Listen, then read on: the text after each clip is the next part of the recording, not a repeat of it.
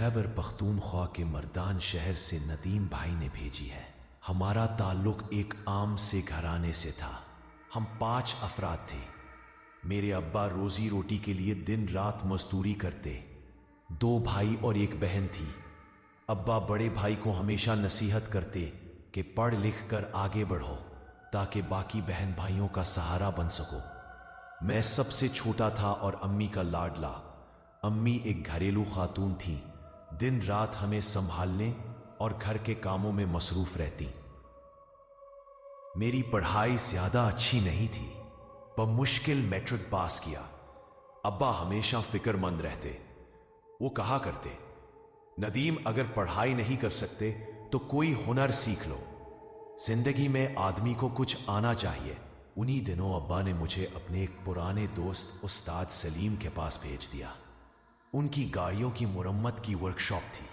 शुरू में मुझे सिर्फ छोटे मोटे काम मिलते, जैसे सफाई, औजार देना या पंक्चर बनवाना, लेकिन आहिस्ता आहिस्ता उन्होंने मुझ पर एतमाद किया और मैंने गाड़ियों का काम सीख लिया।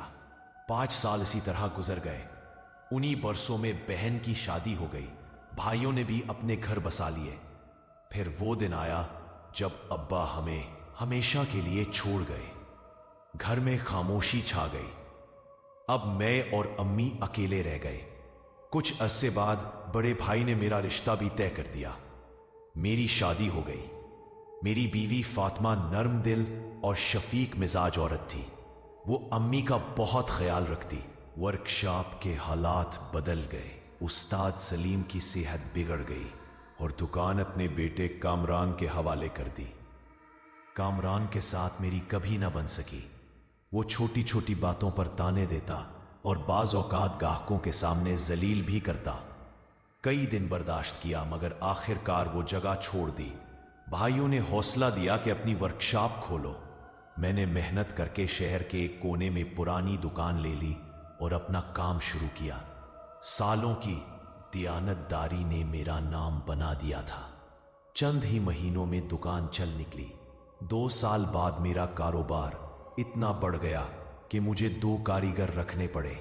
आमदनी अच्छी थी, हालात बेहतर हो गए। मैंने सोचा कि अब घर भी नया बना लेते हैं। पुराने कच्चे मकान की जगह पक्का मकान तामीर करवाया। दिल में खुशी थी कि अब हम भी इज्जतदारों की तरह जी रहे हैं। मगर नया घर बनने के बाद वो सुकून ना रहा। आहिस्ता आहिस्ता एक ऐसा बोझ महसूस होने लगा जैसे घर के अंदर कोई अनदेखे साए मौजूद हो। सहन में दाखिल होते ही दिल पर भारीपन उतर आता। शुरू में सोचा कि ये थकन है, मगर जल्द ही एहसास हुआ कि ये कुछ और है। फातिमा ने भी एक दिन कहा, नदीम, जब घर में दाखिल होती हूं तो दिल डूबने लगता है, जैसे कोई बोझ सा हो। अम्मी ने तसल्ली दी कि नया घर है, शुरू में ऐसा लगता है, वक्त के साथ सब बेहतर हो जाएगा। मगर उनकी आंखों में वो यकीन नहीं था जो पहले हुआ करता था। रात को सहन में लंबे लंबे साए पड़ते। कई बार ऐसा लगा जैसे कोई हमारे पीछे चल रहा हो, मगर मुड़कर देखने पर कुछ ना मिलता। फिर वो रात आई जब मैंने पहली बार अपनी आंखों से उस सायादार वजूद को देखा। काली चादर में लिपटी एक औरत जो बगैर आवाज के सहन में आहिस्ता आहिस्ता चलती हुई मेरे कमरे की तरफ बढ़ गई। उसका चेहरा इतना भयानक था कि अल्फाज कम पड़ जाए। हम सब खौफजदा होकर कुरान की आयत पढ़ने लगे। अम्मी ने तस्बीह उठा ली। कुछ देर बाद वो औरत खामोशी से वापस सहन में गई और अंधेरे में गायब हो गई। अगले दिन बड़े भाई एक कारी साहब को ले आए। उन्होंने कई दिनों तक घर में कुरानी आयत पढ़ी। शुरू में कुछ सुकून हुआ, मगर तीसरे दिन एक ऐसा मंजर देखा कि रूह कांप गई। सहन में रखी कुर्सी खुद ब खुद हिलने लगी, जैसे कोई उस पर बैठा हो। फिर वही काली औरत सामने आ गई। उसकी आंखों से सुर्ख रोशनी निकल रही थी। कारी साहब ने बुलंद आवाज में आयत पढ़ी। वो औरत कांपड़ देने वाली चीख मारकर धुआं बनकर गायब हो गई।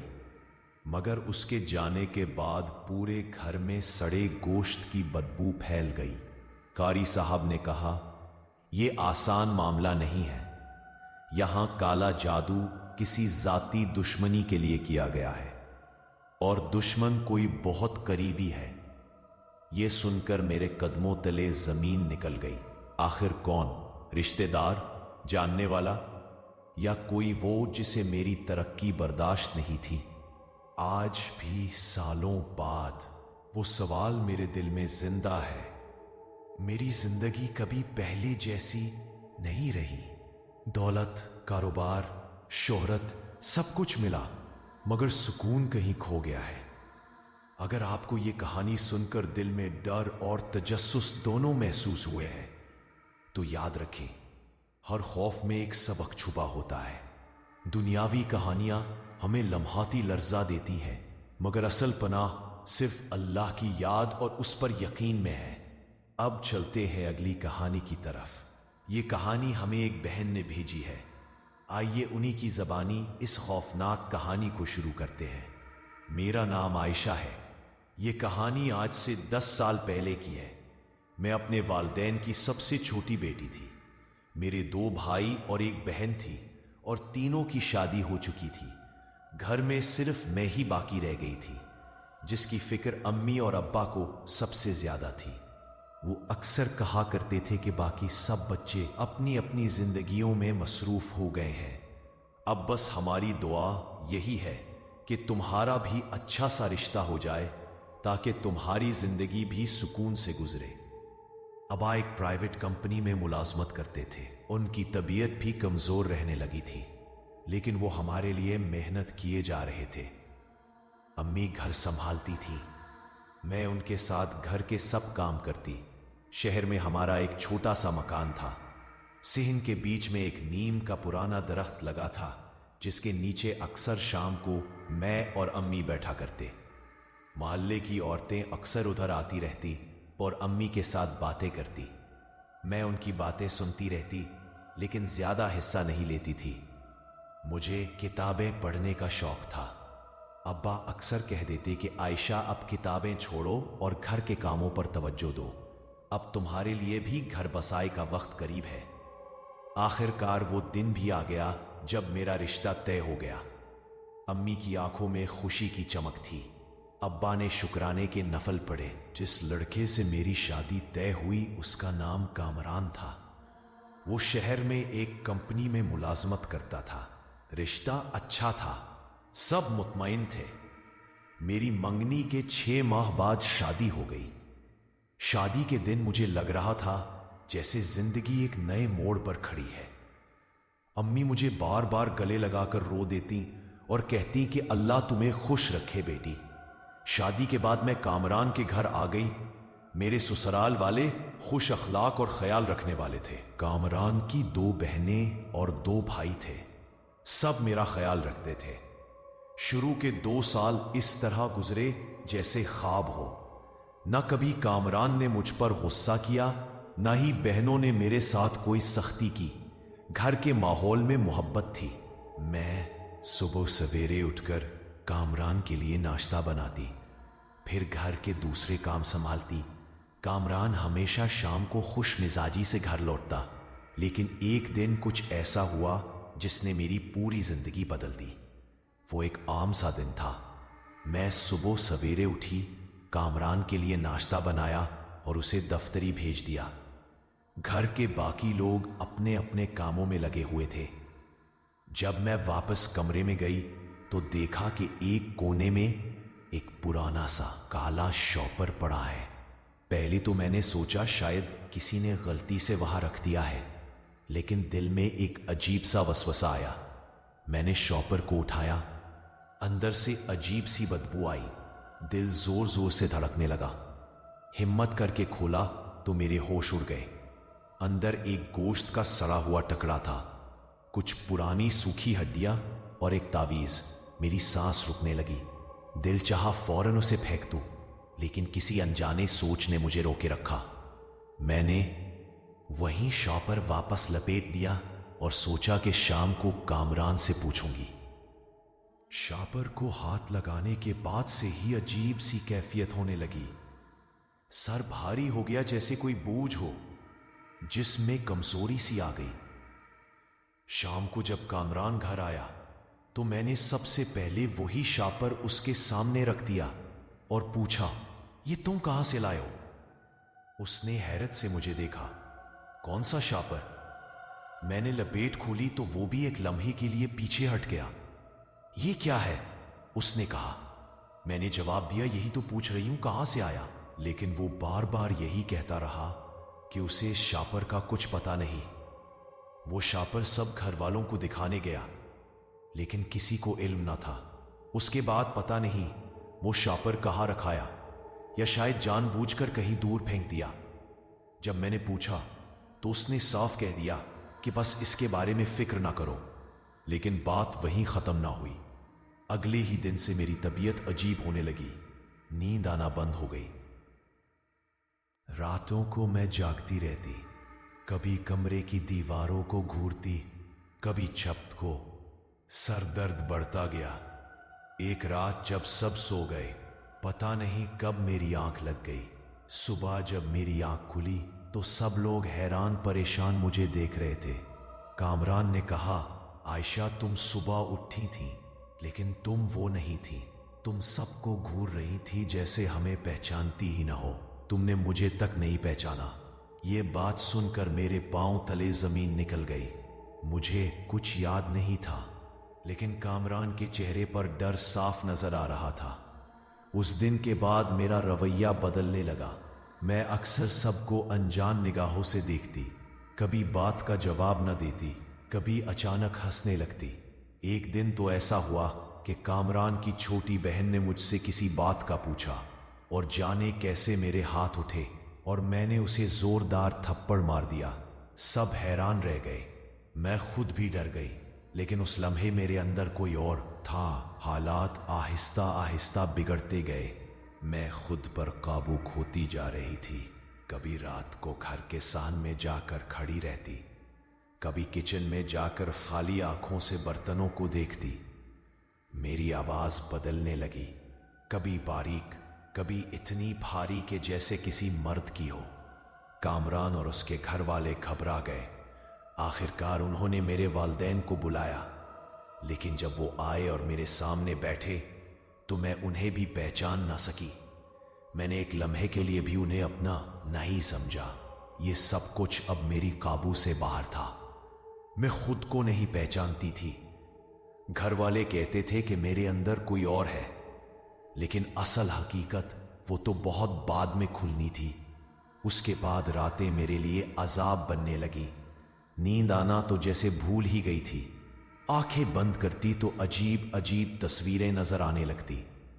कभी कोई साए जैसी चीज मेरे करीब खड़ी महसूस होती, कभी कोई सांस की आवाज, जैसे कोई मेरे सरहाने झुककर मुझे देख रहा हो। एक रात मैंने कमरे के दरवाजे पर हल्की सी खड़खड़ाहट सुनी। पहले तो सोचा शायद हवा है, लेकिन खड़खड़ाहट आहिस्ता आहिस्ता दस्तक में बदल गई। दिल खौफ से कांपने लगा। मैंने हिम्मत करके आवाज दी, कौन है? कोई जवाब नहीं आया। मैंने सोचा शायद कामरान होगा, लेकिन अचानक दरवाजा खुद ब खुद आहिस्ता आहिस्ता खुल गया। सामने कोई नहीं था, बस अंधेरा था और कमरे में ठंडी हवा का एक झोंका दाखिल हुआ। मेरा दिल इस तरह धड़क रहा था जैसे पसलियां तोड़कर बाहर निकल जाएगा। इसी लम्हे मुझे लगा जैसे कोई मेरे पीछे खड़ा है। मैंने हिम्मत करके पलट कर देखा, लेकिन वहां कुछ ना था। फिर भी सांस की आवाज साफ सुनाई दे रही थी। अगली शहर कामरान ने बताया, आयशा रात को तुम बिल्कुल साकित खड़ी थी। तुमने मेरी तरफ देखा भी नहीं, बस दरवाजे के पास खड़ी बाहर घूरती रही। मैंने तुम्हें आवाज दी, लेकिन तुमने कोई जवाब नहीं दिया। उसकी बात सुनकर मेरे बदन में कपकपी दौड़ गई। मुझे कुछ याद नहीं था। चंद दिन बाद हालात और भी भयानक हो गए। कभी मैं खुद को सहन में खड़ी पाती, हालांकि मुझे याद ही नहीं होता कि मैं वहां कैसे आई। कभी मेरी हंसी ऐसी निकलती कि सब घर वाले कांप जाते। छोटे बच्चे तो मुझे देखकर रोना शुरू कर देते। एक रात कामरान ने मुझे झंझोड़ कर उठाया। उसकी आंखों में खौफ था। उसने कहा, आयशा, अभी अभी तुम मेरे सरहाने बैठकर आहिस्ता आहिस्ता कुछ पढ़ रही थी, लेकिन वो आवाज तुम्हारी नहीं थी। वो इतनी भारी और खौफनाक थी कि मैं कांप गया। मैंने हैरानी से कहा, मैं तो सो रही थी, लेकिन उसके चेहरे पर ऐसा डर था जो झूठा नहीं लग सकता था। अब्बा और अम्मी को बुलाया गया। उन्होंने मुझे देखा तो रोने लगे। अम्मी बार बार मेरा हाथ पकड़कर कहती रही, या अल्लाह, ये मेरी बेटी को क्या हो गया है। लेकिन मैं खुद को उनकी बेटी समझ ही नहीं पा रही थी, जैसे अंदर से कोई और मुझे कंट्रोल कर रहा हो। घर के बुजुर्गों ने मशवरा दिया कि किसी आमिल या मौलवी को दिखाया जाए, लेकिन असल कहानी वो तो अभी शुरू हुई थी। अब सबकी यही राय बनी कि मुझे किसी नेक आलिम या आमिल के पास ले जाना चाहिए। कामरान ने मोहल्ले के एक बुजुर्ग मौलवी साहब को बुलाया, जो कुरान पढ़ने और दम करने के लिए मशहूर थे। शाम के वक्त वो घर आ गए। सफ़ेद दाढ़ी, पुराने से कपड़े और चेहरे पर गहरी संजीदगी। उन्होंने सबसे पहले सहन में बैठकर कुछ पढ़ना शुरू किया और फिर कहा कि लड़की को मेरे सामने ले आओ। मुझे सहन में बिठा दिया गया। सब घर वाले इर्द गिर्द खड़े हो गए। मौलवी साहब ने कुरान खोला और जोर जोर से आयात पढ़ने लगे। जैसे ही उनकी आवाज बुलंद हुई, मेरे अंदर अजीब सी बेचैनी शुरू हो गई। मैंने अपनी आंखें जोर से बंद कर ली। ऐसा लग रहा था कि जैसे कानों में जलती हुई सलाखें डाल दी गई हों। मौलवी साहब ने दम करते हुए मेरा सर पकड़ने की कोशिश की, लेकिन अचानक मेरे हाथों ने उनका बाजू इतनी जोर से झटका कि वो पीछे जा गिरे। सब घर वाले चीख उठ गए। कामरान ने मुझे काबू में करने की कोशिश की, लेकिन मेरी ताकत कई गुना बढ़ गई थी। मौलवी साहब दोबारा संभल कर उठ के और कहने लगे, ये कोई आम चीज नहीं है, यहां बहुत सख्त जिन्नात का असर है। उन्होंने और जोर से पढ़ना शुरू किया। मेरा जिस्म कांपने लगा और मेरी आवाज अचानक बदल गई। वो मेरी आवाज नहीं थी, वो भारी, करख्त और खौफनाक आवाज थी। मैंने चीख कर कहा, रुक जा, ये तेरा मकाम नहीं, तू यहां कुछ नहीं कर सकता। मौलवी साहब का चेहरा पसीने से भीग गया। वो डटे रहे और बार बार जोर से आयात दोहराते रहे। मौलवी साहब ने तस्बीह जोर से झोंकी और चीखे, बाहर निकल, अल्लाह के कलाम से डर। इसी लम्हे मैंने ऐसी हंसी हंसी शुरू की कि सबके रोंगटे खड़े हो गए। मेरी आंखें ऐसी चमकने लगीं जैसे जलते हुए कोयलों की हो। मौलवी साहब एक कदम पीछे हटे। कामरान के छोटे भाई ने कहा, मौलवी साहब, आपके साथ क्या हो रहा है? मौलवी साहब की आवाज कांपने लगी। ये बहुत ताकतवर है, ये मेरा दम नहीं मान रहा। मौलवी साहब आपते हुए बोले, मैं कुछ नहीं कर सकता, ये मामला मेरे बस से बाहर है। यहां कोई और है जो बहुत पुराना है और उसका कब्जा बहुत गहरा है। ये कहकर वो जल्दी से उठे, तेजी से अपना सामान समेटा और घर से निकल गए। जाते जाते बस एक जुमला कहा, इसके लिए बहुत बड़े इल्म वाले की जरूरत है, वरना ये किसी को भी नहीं छोड़ेगा। घर में सन्नाटा छा गया। सबकी आंखों में खौफ और बेबसी थी। मैं दरमियान में बैठी थी और मेरे होठों पर अब भी वही सर्द हंसी रेंग रही थी। मौलवी साहब की नाकामी के बाद घर में सन्नाटा छा गया। सब लोग डरे हुए थे।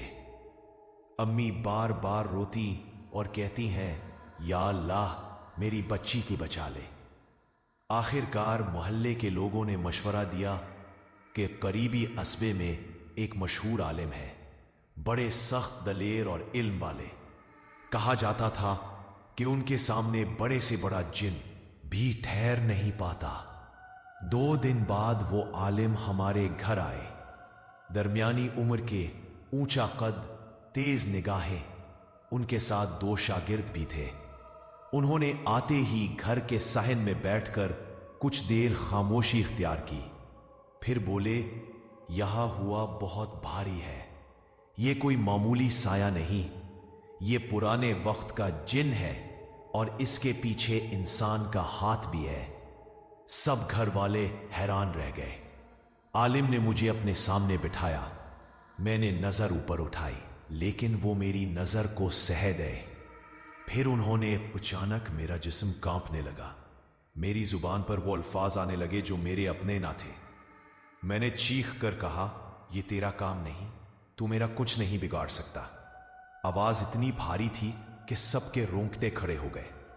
आलिम के शागिर्दों ने मुझे पकड़ने की कोशिश की, लेकिन मेरे अंदर की ताकत ऐसी थी कि एक झटके में मैंने उनके हाथ छुड़ा दिए। आलिम ने जोर से कहा, बोल, किसने तुझे भेजा है? मेरी आंखों से जैसे आग झलकने लगी। मैंने टूटे फूटे अल्फाज में कहा कि काला जादू किया गया था और जिसने किया वो कामरान का अपना कजन है, नासिर। ये सुनते ही सब हक्का बक्का रह गए। कामरान के मुंह से बेख्तियार निकला, ये नाम कैसे? आलिम ने गहरी सांस ली और कहा, हां, ये सब नासिर का किया हुआ है। उसने तुम दोनों के रिश्ते को तोड़ने के लिए काला जादू कराया है। ये जिन उसी जादू के जरिए बांधा गया है। अम्मी झाकतार रोने लगी। कामरान का चेहरा गुस्से और खौफ से सुर्ख हो गया। आलिम ने अपना अमल शुरू किया। वो बुलंद आवाज में कुरान की आयत पढ़ने लगे।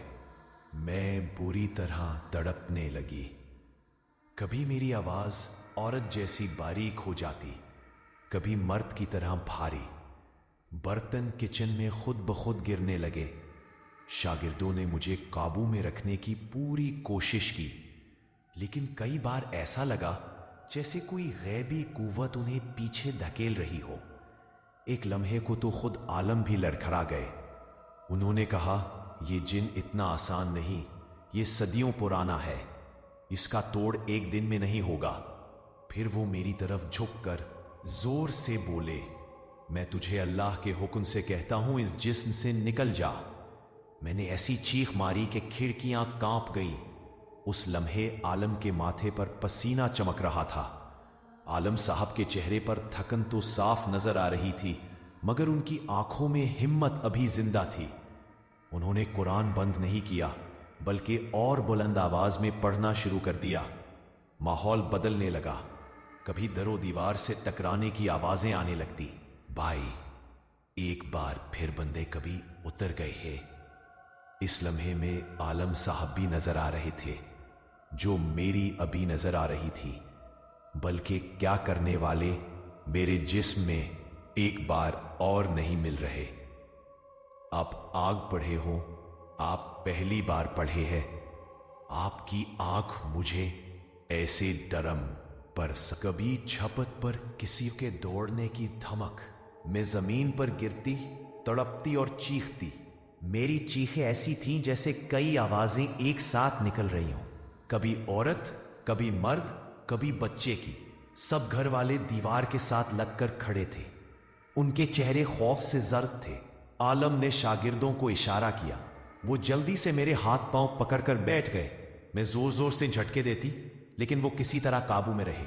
आलम ने एकदम गरजदार आवाज में कहा, अल्लाह के कलाम के सामने कोई नहीं ठहर सकता। मैं तुझे हुक्म देता हूं कि सच बोल, तू कौन है और क्यों आया है? मेरी आंखों से आंसू नहीं, जैसे खून टपकने लगा और मेरी जुबान से वही भारी आवाज निकली, मैं उस पर बांधा गया हूं। काला जादू नासिर ने किया। मैं तब तक नहीं जाऊंगा जब तक ये मर न जाए।